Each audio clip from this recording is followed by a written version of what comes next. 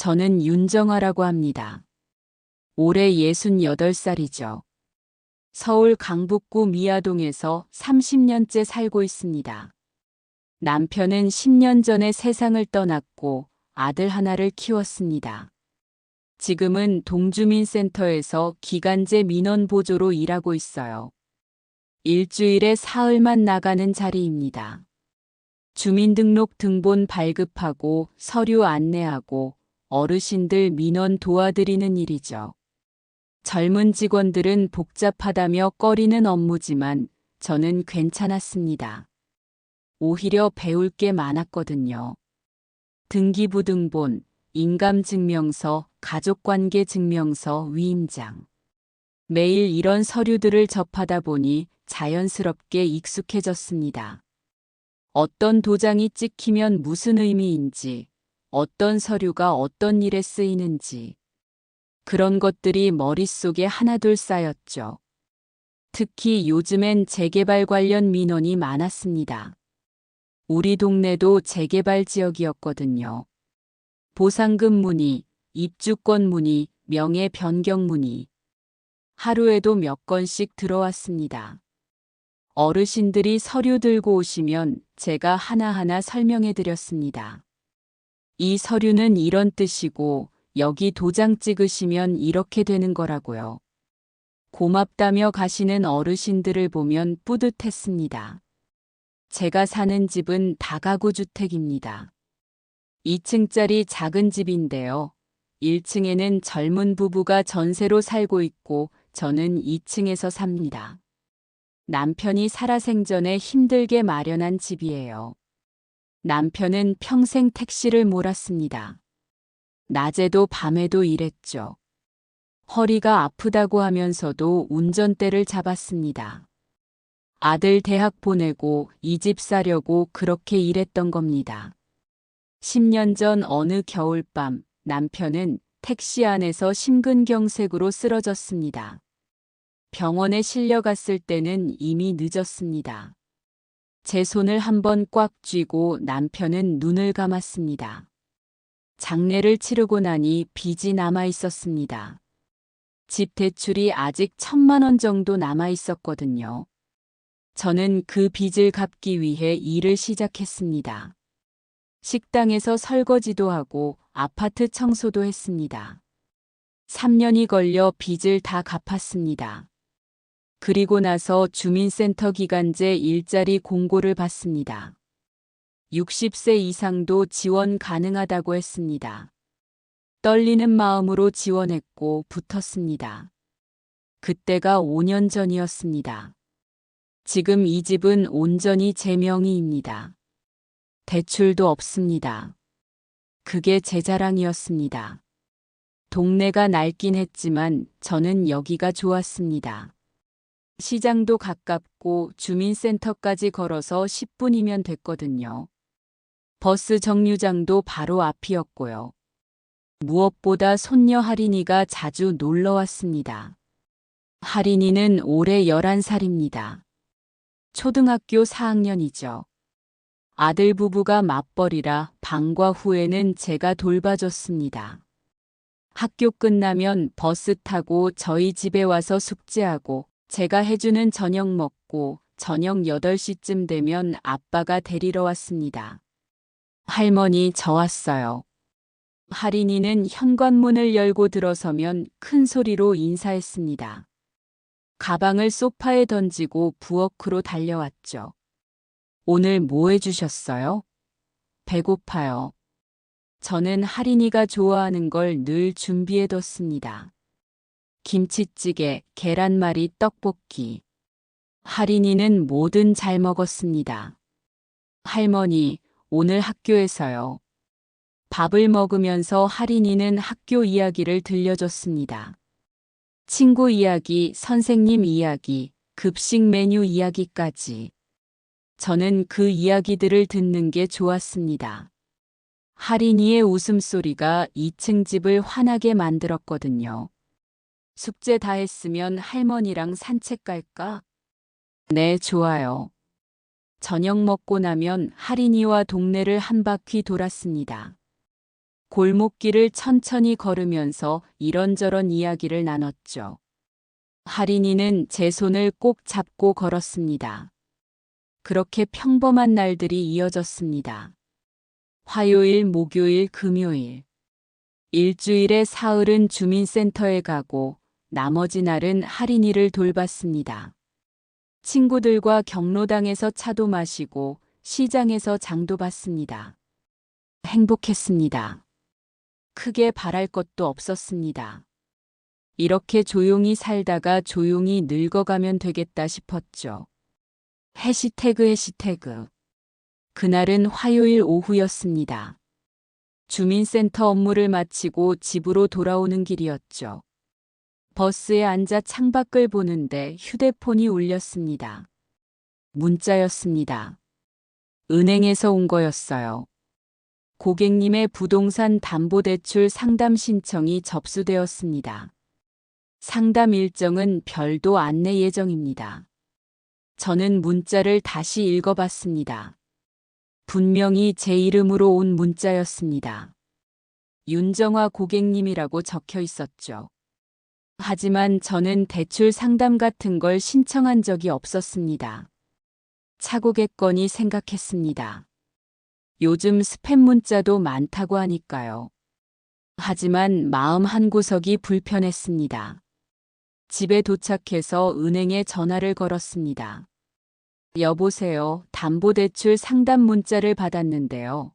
제가 신청한 게 아닌 것 같아서요. 고객님, 성함이 어떻게 되시죠? 윤정화입니다. 잠시만요. 확인해 보겠습니다. 잠시 후 직원이 말했습니다. 고객님, 어제 오후 3시에 온라인으로 신청하신 기록이 있습니다. 주소가 서울시 강북구 미아동 312의 1 맞으시죠? 주소는 맞는데요. 제가 신청한 게 아닌데요. 그럼 혹시 가족분이 고객님 명의로 대리 신청하셨을 수도 있습니다. 한번 확인해 보시고 취소하시려면 다시 연락 주세요. 전화를 끊고 나니 가슴이 답답해졌습니다. 가족이라면 아들밖에 없었습니다. 아들 준호. 올해 45살이죠. 중견기업에서 15년째 다니고 있습니다. 과장입니다. 월급이 나쁘지 않았습니다. 왜 아들이 제 명의로 대출 상담을 신청했을까요? 저는 아들에게 전화를 걸었습니다. 신호가 몇 번 간 후에 아들이 받았습니다. 엄마, 무슨 일이세요? 준호야, 너 혹시 엄마 명의로 대출 상담 신청한 거 있니? 아들은 잠시 말이 없었습니다. 그러더니 어색하게 웃었습니다. 아, 그거요. 엄마, 그게요. 목소리가 불안정했습니다. 사실은요, 엄마. 저희가 이사를 좀 가려고 하거든요. 요즘 집값이 너무 올라서 돈이 좀 필요해서요. 그래서 엄마 명의로 대출을 받겠다는 거니? 네. 엄마 집을 담보로 대출을 좀 받으려고요. 걱정 마세요. 이자는 저희가 다 낼게요. 엄마는 그냥 도장만 찍어주시면 돼요. 저는 깊게 숨을 들이쉬었습니다. 준호야, 그건 엄마한테 먼저 물어봐야 하는 일 아니니? 왜 먼저 말하지 않았어? 에이, 엄마. 어차피 허락해 주실 거잖아요. 괜히 걱정만 끼쳐드릴까봐 그냥 알아만 보는 거예요. 엄마는 걱정돼. 대출이 얼마나 되는데? 2억 정도요. 엄마 집 시세가 3억 5천이니까 충분히 나와요. 2억이라니. 저는 말문이 막혔습니다. 준호야, 2억은 너무 큰 돈이야. 엄마가 한번 생각해 볼게. 에이, 엄마. 생각할 것도 없어요. 저희가 다 갚을 건데 뭐. 그냥 형식적으로 도장만 찍어주시면 되는 거예요. 아들의 목소리에는 확신이 가득했습니다. 마치 제가 당연히 해줄 거라고 믿는 것 같았죠. 엄마가 좀 생각해보고 연락할게. 알겠어요, 엄마. 근데 너무 오래 생각하지는 마세요. 집 나가면 못 구하거든요. 전화를 끊고 나니 머리가 복잡했습니다. 주방으로 가서 물을 한 잔 마셨습니다. 손이 떨렸습니다. 컵을 내려놓고 창문을 열었습니다. 저녁 바람이 들어왔습니다. 의역. 어마어마한 돈이었습니다. 주민센터에서 담보대출 관련 민원을 많이 받습니다. 채무자가 못 갚으면 집이 넘어가는 걸 수없이 봤죠. 경매로 넘어가는 집들도 봤습니다. 울면서 오시는 어르신들도 많았습니다. 제 집에 2억짜리 빚이 생긴다는 게 믿기지 않았습니다. 그날 밤 잠이 오지 않았습니다. 천장을 바라보며 이런저런 생각을 했습니다. 아들이 거짓말을 할 리는 없었습니다. 이자는 자기가 낸다고 했으니까요. 하지만 만약에, 정말 만약에 아들이 돈을 못 갚게 되면요. 그럼 제 집이 날아가는 겁니다. 남편이 평생 일해서 마련한 집. 제가 3년 동안 빚 갚으며 지켜낸 집. 그 집이 사라지는 거죠. 불안했습니다. 다음 날 아침 주민센터로 출근했습니다. 민원실 선배인 김경숙 씨가 먼저 와 있었습니다. 62살인데 저보다 1년 먼저 들어왔습니다. 경숙 씨는 일도 잘하고 사람도 좋았습니다. 점심시간에 같이 밥 먹으면서 이런저런 이야기를 나누는 사이였죠. 점심시간이 됐습니다. 우리는 주민센터 앞 분식집으로 갔습니다. 김밥과 떡볶이를 시켰습니다. 경숙 씨, 혹시 부동산 담보대출 같은 거 잘 아세요? 경숙 씨가 저를 쳐다봤습니다. 그거요? 요즘 그것 때문에 문제 생기는 분들 진짜 많아요. 왜요, 정화 씨? 저는 조심스럽게 아들 이야기를 꺼냈습니다. 경숙 씨는 떡볶이를 먹다 말고 심각한 표정을 지었습니다. 정화 씨, 절대 안 돼요. 그거 명의만 빌려주는 거라고 하지만 법적으로는 정화 씨가 채무자예요. 아드님이 못 갚으면 정화 씨 집이 넘어가요. 하지만 우리 아들인데 거짓말은 안 할 것 같아서요. 경숙 씨가 고개를 저었습니다. 정화 씨, 아들이라고 다 믿으면 안 돼요. 저도 주변에서 그런 경우 많이 봤어요. 효자 소리 듣던 자식이 부모 집 팔아먹은 경우도 있고요. 제 얼굴이 굳었습니다. 그리고요, 정화 씨. 우리 동네 재개발되잖아요.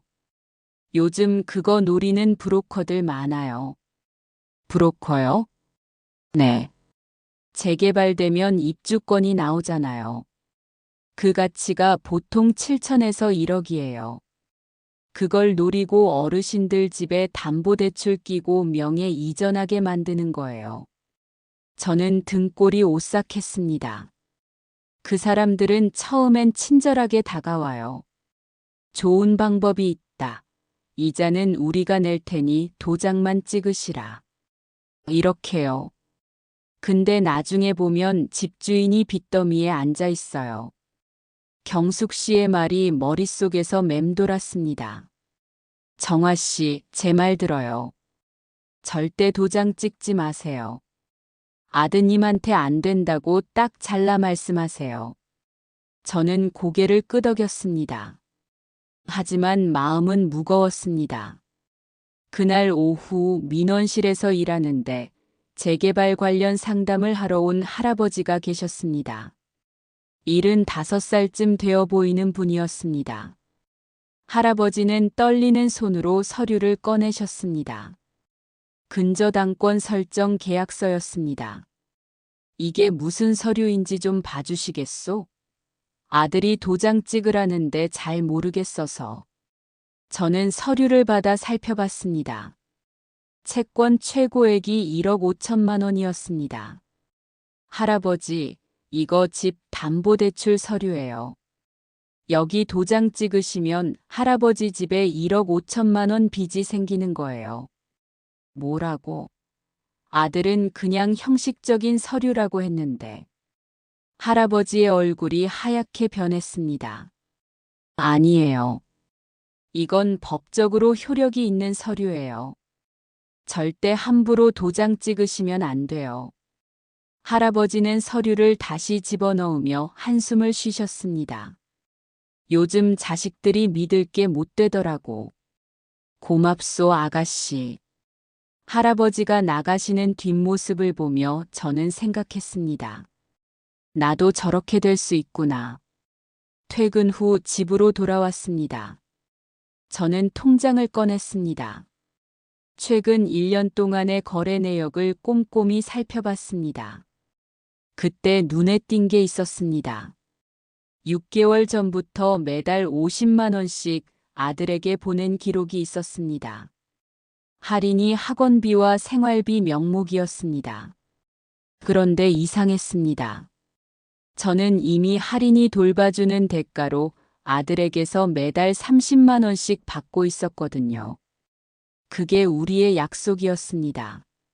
제가 할인이 저녁 챙겨주고 숙제 봐주는 대신 한 달에 30만 원씩 받는 거였죠. 그런데 왜 제가 거꾸로 50만 원씩 보내고 있을까요? 생각해보니 아들이 6개월 전에 전화를 했었습니다. 할인이 영어 학원비가 좀 부족하다고 조금만 도와달라고. 저는 손녀 교육비라니 당연히 도와야 한다고 생각했죠. 한 달만 보내주면 된다고 했는데 6개월째 계속 나가고 있었습니다. 제가 보낸 돈만 300만 원이었습니다. 저는 아들에게 전화를 걸었습니다. 준호야, 엄마가 매달 보내는 50만 원은 뭐에 쓰는 거니? 아들은 잠시 말이 없었습니다. 그러더니 대답했습니다. 아, 그거요? 할인이 영어 학원이랑 수학 학원 다니는데 돈이 좀 들어서요. 그래. 그런데 아까 말한 대출은 이사 가려고 받는 거라고 했잖아. 그럼 학원비는 충분한 거 아니니? 이사 가면 더 좋은 학원에 보내야죠. 지금 동네에서는 한계가 있어요. 아들의 대답이 매끄러웠습니다. 너무 매끄러웠습니다. 알겠어. 엄마가 생각해 볼게. 전화를 끊고 나니 뭔가 석연치 않았습니다. 일주일이 지났습니다. 아들은 매일 문자를 보냈습니다. 엄마, 대출건 생각해 보셨어요? 빨리 결정해 주셔야 해요. 엄마, 집주인이 다른 사람한테도 보여준대요. 서두르셔야 해요. 엄마, 제발 좀요. 이번 기회 놓치면 안 돼요. 문자가 올 때마다 가슴이 답답했습니다. 그리고 그 주 목요일이었습니다. 할인이가 평소처럼 학교 끝나고 집에 왔습니다. 오늘따라 표정이 어두웠습니다. 할인아, 무슨 일 있어? 아니요, 할머니. 할인이는 거짓말을 했습니다. 뭔가 있는 게 분명했지만 묻지 않았습니다. 저녁을 먹고 할인이는 숙제를 했습니다. 저는 설거지를 하고 나서 거실 소파에 앉아 텔레비전을 봤습니다. 오후 6시쯤 됐을 때 피곤이 몰려왔습니다. 요즘 잠을 설쳐서 그런지 낮에도 졸렸습니다. 할인아, 할머니 잠깐만 눈 좀 붙일게. 너 숙제 다 하면 깨워. 네, 할머니. 저는 소파에 누웠습니다. 얇은 담요를 덮었죠. 눈을 감자마자 스르르 잠이 들었습니다. 얼마나 잤을까요? 희미하게 소리가 들렸습니다. 사람 목소리였습니다. 누가 우리 집에 온 것 같았습니다. 저는 눈을 뜨려고 했지만 몸이 무거웠습니다. 낮잠을 자고 나면 늘 이랬습니다. 깨긴 깼는데 몸을 움직일 수가 없는 거죠. 목소리가 조금 더 선명하게 들렸습니다.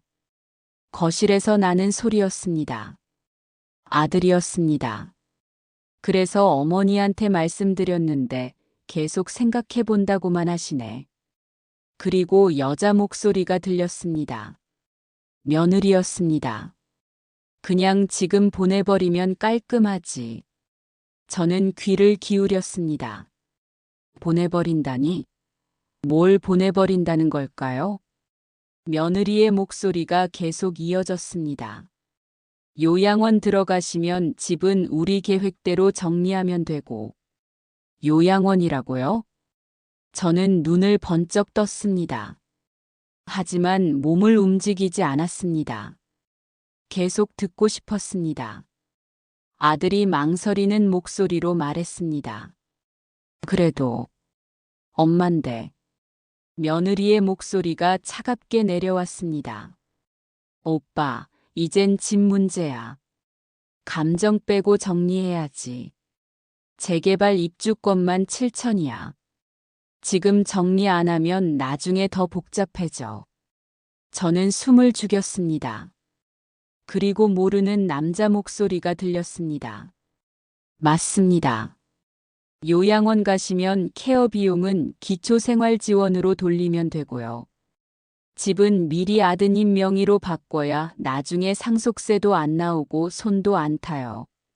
남자는 또 누구죠? 며느리가 말했습니다.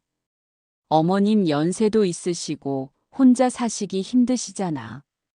좋은 곳 알아봤어. 거기 가시면 편하실 거야. 아들이 다시 망설였습니다. 그래도 엄마가 원하시는지 물어봐야지. 며느리의 목소리가 날카로워졌습니다. 오빠 계속 이럴 거야? 조용히 모실 곳 보내고 등기만 우리 쪽으로 미리 돌려. 늦으면 더 번거로워. 김 팀장님 말씀 들었잖아. 지금이 적기라고. 저는 온몸이 얼어붙었습니다. 남자가 다시 말했습니다. 입주권 나오면 그걸로 대출금 정리하고 차액은 아드님이 가지시는 거예요. 깔끔하죠? 어머님은 요양원에서 편히 계시고요. 며느리가 말했습니다. 그러니까 빨리 어머님 설득해. 이번 주 안에 도장만 받아내면 돼.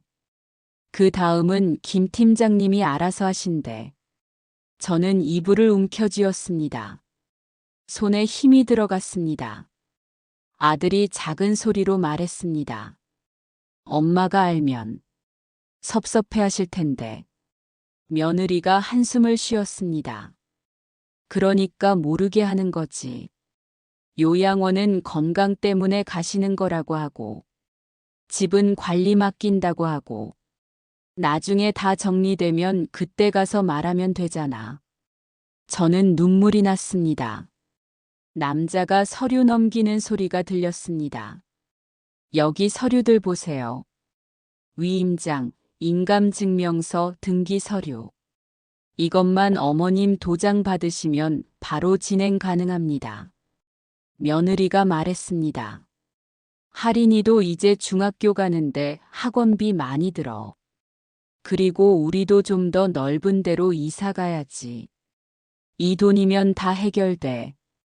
아들이 한숨을 쉬었습니다. 알았어. 이번 주말에 엄마 설득해 볼게. 좋아. 그럼 김 팀장님 계속 진행해 주세요. 알겠습니다. 그럼 주말에 다시 연락드리겠습니다. 남자가 일어서는 소리가 들렸습니다. 신발 신는 소리, 문 여는 소리. 저는 눈을 감았습니다. 숨을 고르게 쉬었습니다. 잠시 후 며느리가 작은 소리로 말했습니다. 어머님 주무시네. 우리 조용히 나가자. 응.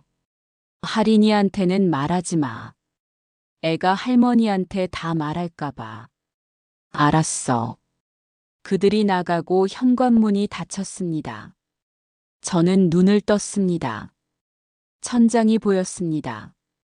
눈물이 흘러내렸습니다. 손녀 할인이가 제 방에서 나왔습니다. 거실로 와서 저를 내려다봤습니다. 할머니, 깨셨어요? 응. 저는 일어나 앉았습니다. 할인이가 제 옆에 앉았습니다. 할머니, 아빠 왔었어요. 근데 할머니 주무신다고 그냥 갔어요. 그래, 할머니가 봤어. 할인이는 제 표정을 살폈습니다. 할머니 울었어요? 아니야. 저는 눈물을 닦았습니다. 할인아, 아빠랑 엄마가 무슨 말하는 거 들었니? 할인이가 고개를 숙였습니다. 조금요. 할머니 요양원 보낸다는 얘기. 할인이의 눈에도 눈물이 고였습니다. 할머니 요양원 가실 거예요? 저는 할인이를 안았습니다. 안 가. 할머니 안 가. 정말요? 응, 정말이야. 할머니는 여기서 할인이랑 계속 살 거야. 할인이가 제 품에서 울었습니다. 저는 할인이 등을 쓰다듬으며 생각했습니다. 절대 당하지 않을 겁니다. 제가 나서서 키운 자식이 제가 평생 모은 집을 빼앗으려 한다니. 안 됩니다. 저는 제 권리를 지킬 겁니다. 해시태그. 다음 날 금요일 주민센터에 가지 않는 날이었습니다. 하지만 저는 일찍 일어났습니다. 할인이를 학교에 보내고 나서 곧장 법률구조공단으로 향했습니다. 상담받고 싶어서요. 접수 직원이 상담표를 건넸습니다. 어떤 상담이신가요? 재산보호 상담이요. 접수를 마치고 대기실에 앉았습니다. 10분쯤 기다렸을까요? 제 이름이 불렸습니다. 상담실로 들어갔습니다. 30대 중반으로 보이는 여자 변호사가 앉아 있었습니다. 어르신, 편하게 앉으세요. 어떤 상담을 원하시나요? 저는 처음부터 차근차근 설명했습니다. 은행 문자, 아들의 대출 요구, 그리고 어제 들었던 대화까지. 변호사는 심각한 표정으로 고개를 끄덕이며 메모했습니다. 어르신, 이건 전형적인 재개발 지역 입주권 사기예요. 브로커가 가족을 꼬드긴 거예요. 저는 고개를 끄덕였습니다. 변호사가 계속 말했습니다. 요즘 이런 경우 정말 많아요. 재개발되면 입주권 가치가 올라가니까 미리 어르신 명의로 대출받고 명의도 이전하고 나중에 입주권 받아서 파는 거예요. 어르신은 요양원 보내놓고요. 그럼 저는요? 어르신은 빚만 남고 집도 잃고 요양원에 버려지는 거죠. 절대 도장 찍으시면 안 돼요. 저는 떨리는 손으로 물을 마셨습니다. 제가 어떻게 해야 하나요? 변호사가 말했습니다. 지금 당장 해야 할 일들이 있어요. 첫째, 인감증명서 발급을 제한하세요. 주민센터 가서 신청하시면 어르신 본인만 발급받을 수 있어요. 남이 가져갈 수 없죠. 저는 고개를 끄덕였습니다. 둘째, 집 등기부등본에 처분금지 가처분을 신청하세요. 그럼 어르신 허락 없이는 아무도 집을 건드릴 수 없어요. 네, 알겠습니다. 셋째, 변호사가 잠시 멈췄다가 조심스럽게 말했습니다. 유언장을 작성하세요. 만약의 경우를 대비해서요. 유언장이요? 네. 어르신 재산을 누구에게 어떻게 남길지 미리 정해두시는 거예요. 공증까지 받으시면 법적 효력이 확실해요. 나중에 누가 뭐래도 어르신 뜻대로 집행됩니다. 저는 잠시 생각했습니다. 유언장에 손녀한테 집을 물려준다고 쓸 수 있나요? 네, 가능해요. 손녀분이 미성년자시면 신탁으로 묶어서 성인 될 때까지 보호할 수도 있어요. 그렇게 해주세요. 변호사가 미소 지었습니다. 현명하신 선택이에요.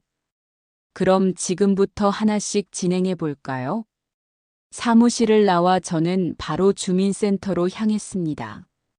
제가 일하는 곳이지만 오늘은 민원인으로 간 거였죠. 경숙 씨가 저를 보고 깜짝 놀랐습니다. 정화 씨, 오늘 쉬는 날 아니에요? 무슨 일이에요? 저는 경숙 씨를 한쪽으로 데리고 가서 조용히 말했습니다. 인감증명서 발급 제안하고 싶어요. 경숙 씨는 제 표정을 보더니 고개를 끄덕였습니다. 더 묻지 않았습니다. 알겠어요. 서류 작성해 드릴게요. 서류를 작성하고 접수했습니다. 이제 제 인감증명서는 본인만 발급받을 수 있게 됐습니다. 아들이 와도 안 됩니다. 위임장을 가져와도 안 됩니다. 경숙 씨가 작은 소리로 물었습니다. 정화 씨, 결국 그렇게 되신 거예요? 네. 어제 다 들었어요. 경숙 씨가 제 손을 잡았습니다. 잘하셨어요. 끝까지 지키세요. 고맙습니다. 주민센터를 나와 저는 법원으로 향했습니다. 처분금지 가처분 신청을 하러 갔습니다. 법원 민원실에서 직원에게 사정을 설명했습니다. 직원은 동정어린 눈빛으로 저를 봤습니다. 요즘 이런 경우 많아요. 서류 작성해 드릴게요. 신청서를 작성하고 접수했습니다. 일주일 정도 걸릴 거예요. 등기되면 연락드릴게요. 감사합니다. 법원을 나오는데 휴대폰이 울렸습니다. 아들이었습니다. 저는 받지 않았습니다. 문자가 왔습니다. 엄마, 왜 전화 안 받으세요? 이번 주말에 우리 집에 오세요. 저녁 먹어요. 저는 문자를 읽고 답장하지 않았습니다. 해시태그. 주말이 됐습니다. 토요일 오후 아들에게서 다시 전화가 왔습니다. 엄마, 오늘 저녁 6시에 우리 집으로 오세요. 할인이가 할머니 보고 싶어 해요. 저는 잠시 망설였습니다. 하지만 거절할 수 없었습니다. 손녀를 핑계로 대면 약했거든요. 알겠어. 저는 옷을 갈아입고 아들네 집으로 향했습니다. 아들은 여의도에 살았습니다. 아파트 30평형대였죠. 초인종을 눌렀습니다. 며느리가 문을 열었습니다. 어머님, 어서 오세요. 며느리는 환하게 웃었습니다. 하지만 그 웃음이 가짜처럼 느껴졌습니다. 거실로 들어갔습니다. 식탁에는 음식이 차려져 있었습니다. 갈비찜, 잡채, 전. 제가 좋아하는 음식들이었습니다. 할인이가 달려왔습니다. 할머니, 할인아. 저는 손녀를 안았습니다. 할인이가 제 귀에 대고 작게 속삭였습니다. 할머니 조심하세요. 저는 할인이를 안은 채 고개를 끄덕였습니다. 식탁에 앉았습니다. 아들이 저에게 음식을 덜어줬습니다. 엄마 많이 드세요. 고맙다. 식사가 시작됐습니다. 처음에는 조용했습니다. 각자 밥을 먹었죠.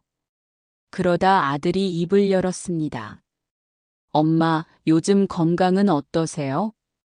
응, 괜찮아. 혼자 사시는 거 불편하지 않으세요? 청소도 하시고 밥도 차려 드시고. 괜찮아. 할만해. 며느리가 끼어들었습니다. 어머님, 저희가 좋은 곳 알아봤어요. 저는 수저를 내려놓고 며느리를 쳐다봤습니다. 무슨 곳? 요양원이요. 요즘 요양원 되게 좋아졌어요. 시설도 깨끗하고 간호사분들도 친절하시고요. 저는 아무 말도 하지 않았습니다. 아들이 말했습니다. 엄마, 거기 가시면 편하실 거예요. 식사도 다 나오고 병원도 바로 옆에 있고요. 엄마 허리도 안 좋으시잖아요. 저는 여전히 침묵했습니다. 며느리가 말을 이었습니다. 어머님 혼자 사시면 저희가 걱정돼요. 넘어지시거나 아프시면 어떡해요? 요양원 가시면 저희도 안심이에요. 저는 물을 한 모금 마셨습니다. 그리고 조용히 물었습니다. 내가 요양원 가면 집은 어떻게 되는데? 아들과 며느리가 서로 눈빛을 교환했습니다. 아들이 대답했습니다. 집은요. 저희가 관리해 드릴게요. 비워두면 안 좋잖아요. 관리? 아니면 너희가 쓰겠다는 거니? 아들이 당황했습니다.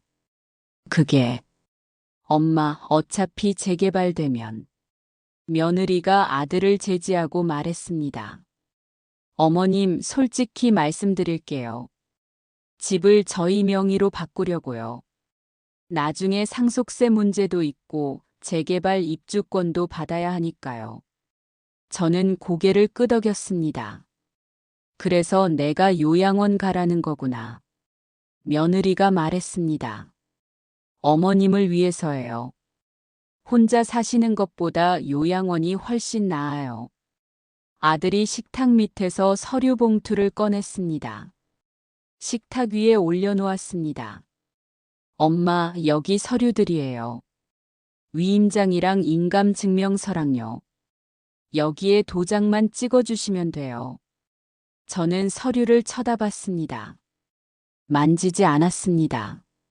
그리고 며느리가 인감 도장을 꺼내 식탁 위에 놓았습니다. 어머님 도장이에요. 지난번에 어머님 댁에서 가져왔어요.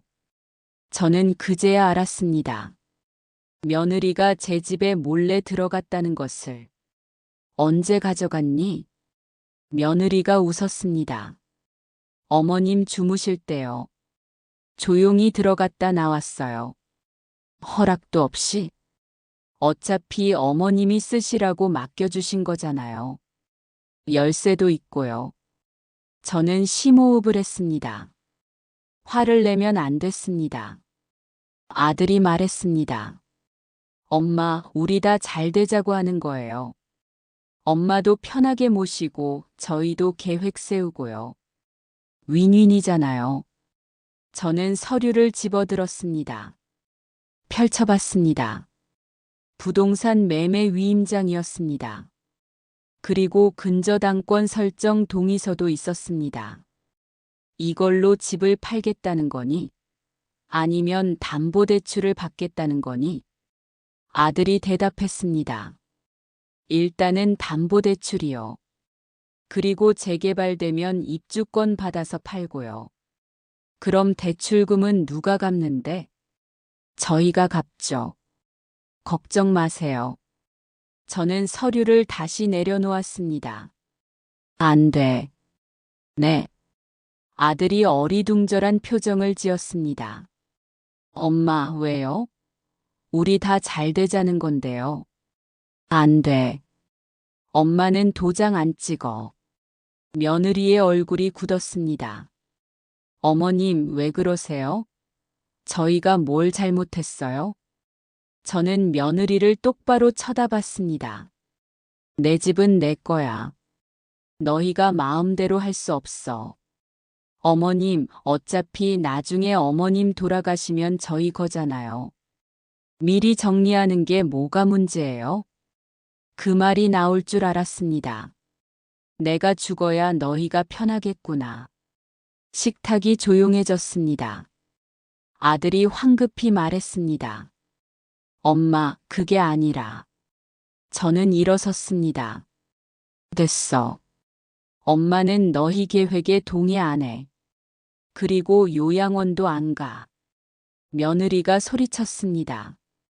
어머님, 너무 이기적이신 거 아니에요? 저희도 먹고 살아야죠. 이기적? 내 집을 내가 지키는 게 이기적이야? 어머님 혼자 쓰시기엔 너무 큰 집이잖아요. 저희는 좁은 데서 애 키우고 있는데. 그건 너희가 해결할 문제야. 내 집을 빼앗아서 해결할 문제가 아니야. 저는 가방을 들었습니다. 할인아, 할머니 간다. 다음에 보자. 할인이가 울먹이며 고개를 끄덕였습니다. 아들이 저를 잡았습니다. 엄마, 진정하세요. 우리 얘기 좀 더 해요. 저는 아들의 손을 뿌리쳤습니다. 더 이상 할 얘기 없어. 엄마 집은 엄마 거야. 현관문을 열고 나왔습니다.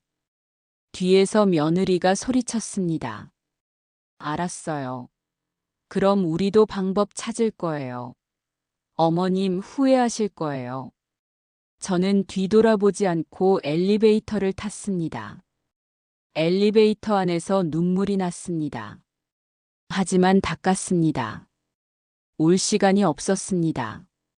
집으로 돌아왔습니다. 문을 열고 들어서니 정적이 느껴졌습니다. 저는 거실에 앉았습니다. 휴대폰이 울렸습니다. 아들이었습니다. 받지 않았습니다. 문자가 왔습니다. 엄마, 왜 이러세요? 저희가 뭘 잘못했어요? 진짜 섭섭해요. 저는 문자를 읽고 삭제했습니다. 그날 밤 저는 책상 앞에 앉았습니다. 종이와 펜을 꺼냈습니다. 유언장 초안을 작성하기 시작했습니다. 해시태그. 월요일 아침 저는 공증사무소를 찾았습니다. 유언장 공증 받으러 왔습니다. 공증인이 저를 안내했습니다. 사무실로 들어가 앉았습니다. 어떤 내용으로 작성하시겠어요? 저는 준비해간 메모를 꺼냈습니다. 제 집은 손녀 윤아린에게 물려주고 싶어요. 단 할인이가 25살이 될 때까지는 교육비 신탁으로 묶어서 아무도 건드릴 수 없게 해주세요. 공증인이 고개를 끄덕였습니다. 현명한 선택이십니다. 신탁으로 묶으면 누가 뭐래도 손녀분이 성인이 될 때까지 안전하게 보호됩니다. 그리고 예금 통장에 있는 돈은 3등분해 주세요. 할인이 교육비로 3분의 1, 아들 준호에게 3분의 1, 그리고 3분의 1은 주민센터 장학금으로 기부하겠습니다. 아드님께도 일부는 드리시는군요. 네. 그래도 제 아들이니까요. 하지만 집은 절대 안 돼요. 집은 할인이 거예요. 공증인이 문서를 작성하기 시작했습니다. 타자 치는 소리가 고요한 사무실에 울렸습니다. 30분쯤 지나서 유언장이 완성됐습니다. 여기 서명하시면 됩니다. 저는 천천히 이름을 썼습니다. 윤정화. 제 이름을 쓰는 순간 마음이 편해졌습니다. 이 유언장은 법적 효력이 있습니다. 어르신께서 돌아가시면 이 내용대로 집행됩니다. 누가 뭐래도요. 공증인이 말했습니다. 고맙습니다. 저는 유언장 사본을 받아 가방에 넣었습니다. 그리고 하나 더요. 신탁 계약도 지금 바로 하고 싶어요. 신탁이요? 네. 제 집을 지금 당장 신탁으로 묻고 싶어요. 제가 살아있는 동안은 제가 사용하되, 제가 죽으면 할인이에게 넘어가게요. 그리고 그 전에는 누구도 집을 팔거나 담보로 잡을 수 없게요. 공증인이 진지하게 고개를 끄덕였습니다. 생전 신탁이시네요. 좋습니다. 신탁 계약서 작성해 드리겠습니다. 1시간 후 모든 서류가 완성됐습니다. 유언장, 신탁계약서, 공증 서류들. 이제 누가 와도 어르신 집을 건드릴 수 없습니다. 법적으로 완벽하게 보호됩니다. 고맙습니다. 정말 고맙습니다. 공증사무소를 나와 저는 법원으로 향했습니다. 신탁 등기를 하러 가는 거였죠. 법원 등기과에서 신탁 등기 신청을 했습니다. 2주 정도 걸릴 겁니다. 등기되면 연락드릴게요. 감사합니다. 그날 저녁 집으로 돌아와 저는 서류들을 책상 서랍에 넣어뒀습니다. 언제든 꺼낼 수 있게요. 2주가 지났습니다. 법원에서 연락이 왔습니다. 신탁 등기 완료됐습니다. 등기부등본 떼러 오세요. 저는 법원에 가서 등기부등본을 떼었습니다. 서류에는 이렇게 적혀 있었습니다. 신탁재산, 수익자 윤할인, 위탁자 윤정화. 완벽했습니다. 그날 저녁 할인이가 제 집에 왔습니다. 요즘 할인이는 거의 매일 우리 집에 왔습니다. 집에 가기 싫다고 했습니다. 엄마 아빠가 매일 싸운다고요. 할머니, 저 오늘 여기서 자면 안 돼요? 그럼 우리 할인이 여기서 자자. 할인이는 기뻐하며 제 방으로 갔습니다. 저녁을 먹고 나서 저는 할인이를 불렀습니다. 할인아, 할머니가 줄 게 있어. 뭐예요? 저는 서랍에서 유언장 사본을 꺼냈습니다. 이거. 할인이가 서류를 펼쳤습니다. 읽기 시작했습니다. 그러다 눈이 커졌습니다. 할머니, 이거. 이 집은 할인이 거야. 할머니가 할인이한테 주는 거야. 할인이가 눈물을 글썽였습니다. 할머니 고마워요. 진짜 고마워요. 할인이가 저를 안았습니다. 저도 할인이를 꼭 안았습니다. 할인아, 이 서류는 아무한테도 말하지 마. 특히 엄마 아빠한테는 절대로. 알았지? 네, 할머니. 약속할게요. 해시태그. 한 달이 지났습니다. 아들에게서는 연락이 없었습니다. 며느리도 연락하지 않았습니다. 할인이만 거의 매일 우리 집에 왔습니다. 그러던 어느 날 아들에게서 문자가 왔습니다. 엄마, 이번 주 일요일에 저희 집에 오세요. 중요한 얘기가 있어요. 저는 문자를 읽고 한참을 생각했습니다. 그리고 답장했습니다. 알겠어. 일요일이 됐습니다. 저는 가방에 서류들을 넣었습니다. 유언장 사본, 신탁계약서 사본, 등기부등본. 그리고 아들네 집으로 향했습니다. 초인종을 눌렀습니다. 아들이 문을 열었습니다. 엄마 오셨어요. 들어오세요. 거실로 들어갔습니다. 식탁에 이번엔 음식이 없었습니다. 대신 서류들이 놓여 있었습니다. 그리고 그 브로커 남자가 앉아 있었습니다. 어머님, 오랜만입니다. 남자가 일어나 인사했습니다. 며느리도 앉아 있었습니다. 표정이 딱딱했습니다. 저는 식탁에 앉았습니다. 아들이 입을 열었습니다. 엄마, 오늘은 최종 결정을 하시는 자리예요. 저희가 준비한 서류에 도장 찍으시면 됩니다. 저는 아무 말도 하지 않았습니다. 브로커가 서류를 펼쳤습니다. 어머님, 여기 보시면요. 위임장, 인감증명서 발급 위임장, 그리고 부동산 매매 계약서예요. 여기에 도장만 찍으시면 바로 진행됩니다. 저는 서류를 쳐다봤습니다. 며느리가 말했습니다. 어머님, 어차피 재개발되면 이사 가셔야 해요. 지금 정리하는 게 나아요. 저희가 요양원 비용도 다 될 테니까요. 요양원은 안 간다고 했잖아. 며느리가 한숨을 쉬었습니다. 어머님, 언제까지 혼자 사실 거예요? 이제 나이도 있으시고 건강도 안 좋으신데. 요양원 가시는 게 맞아요. 저는 여전히 침묵했습니다. 아들이 말했습니다. 엄마, 우리도 이해해 주세요. 저희도 먹고 살아야 하잖아요. 할인이 교육비도 들고 집도 좁고요. 엄마 집 하나로 다 해결되는데 왜 안 도와주세요? 저는 아들을 쳐다봤습니다. 준호야, 너 지금 무슨 말 하는지 아니?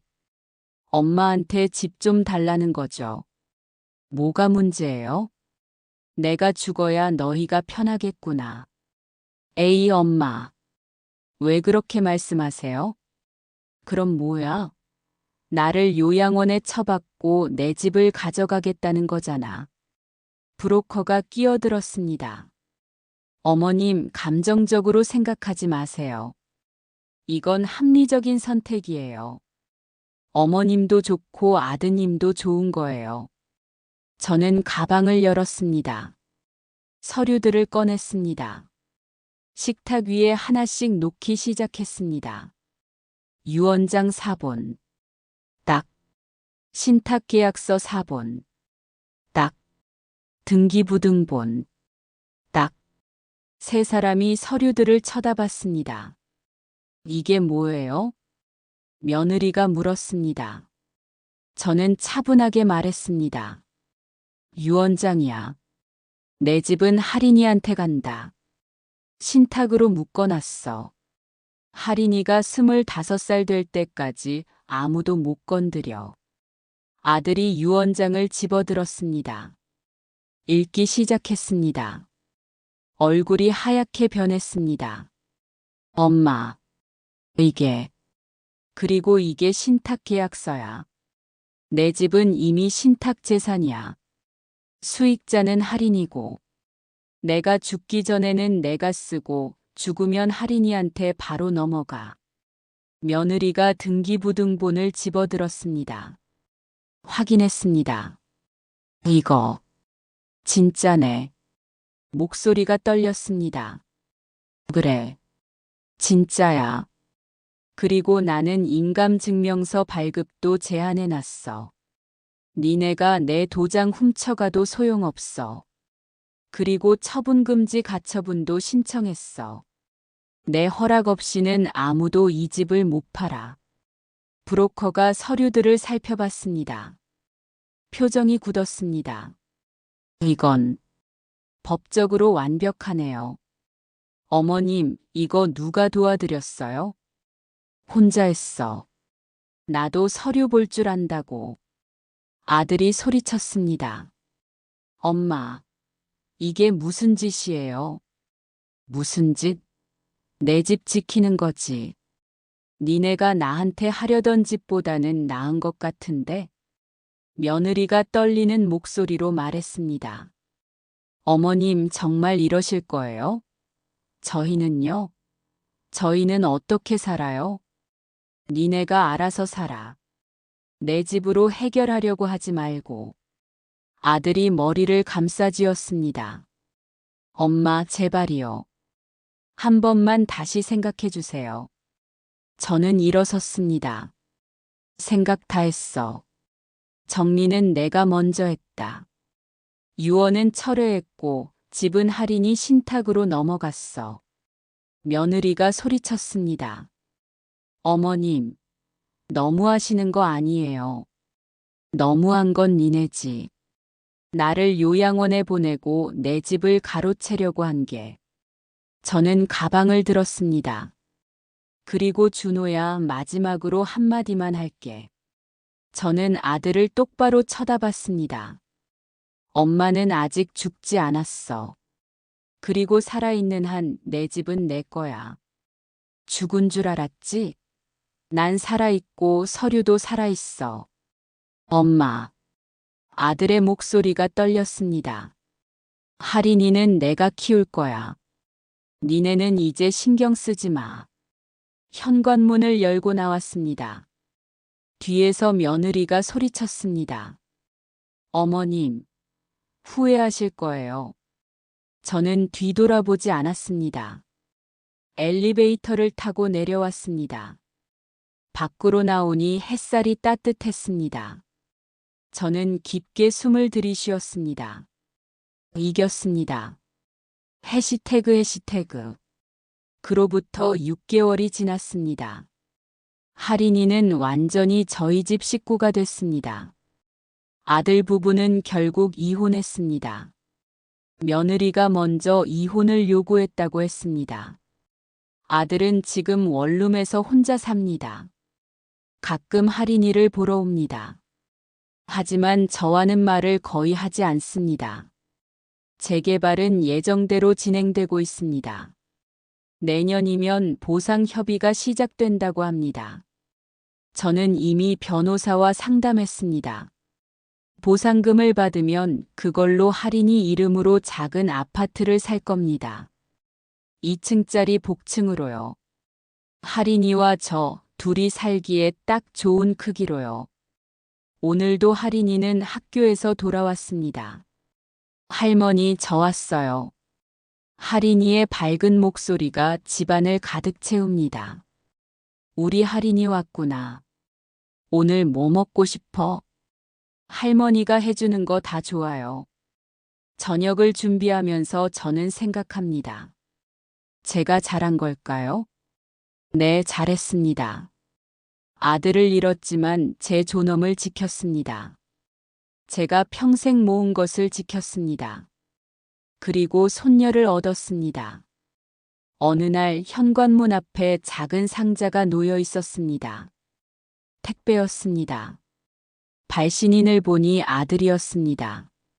상자를 열어보니 검은 콩 두유 한 박스가 들어 있었습니다. 제가 좋아하는 거였습니다. 그리고 쪽지가 하나 들어 있었습니다. 엄마, 그동안 죄송했습니다. 잘 드시고 건강하세요. 마이너스 준호. 저는 쪽지를 한참 들여다봤습니다. 눈물이 날 것 같았지만 참았습니다. 저는 쪽지를 책상 서랍에 넣었습니다. 유원장 옆에요. 하지만 유원장은 바꾸지 않았습니다. 집은 할인이에게 간다는 내용 그대로 뒀습니다. 그것이 제가 내린 결정입니다. 그리고 저는 그 결정을 후회하지 않습니다. 저녁 식사를 하면서 할인이가 물었습니다. 할머니, 오늘 뭐 좋은 일 있었어요? 응? 할머니가 웃고 계셔요. 저는 할인이를 쳐다봤습니다. 그리고 미소를 지었습니다. 할머니가 오늘 깨달은 게 있거든. 뭔데요? 사람은요, 자기 존엄을 지킬 때 비로소 사람다운 거야. 할인이가 고개를 갸웃했습니다. 무슨 뜻이에요? 나중에 크면 알게 될 거야. 우리 할인이. 저는 할인이의 머리를 쓰다듬었습니다. 창문 너머로 저녁 노을이 보입니다. 붉게 물든 하늘이 아름답습니다. 저는 윤정화입니다. 68살입니다. 저는 제 집을 지켰습니다. 제 존엄을 지켰습니다. 아들과는 거리가 생겼지만 완전히 끊지는 않았습니다. 하지만 제 선택을 후회하지 않습니다. 이것이 제가 선택한 삶이니까요. 그리고 이것이 존엄의 값입니다. 지금까지 제 이야기를 들어주셔서 감사합니다. 구독과 좋아요를 하시면 지금과 같은 이야기를 무료로 계속 들으실 수 있습니다. 감사합니다.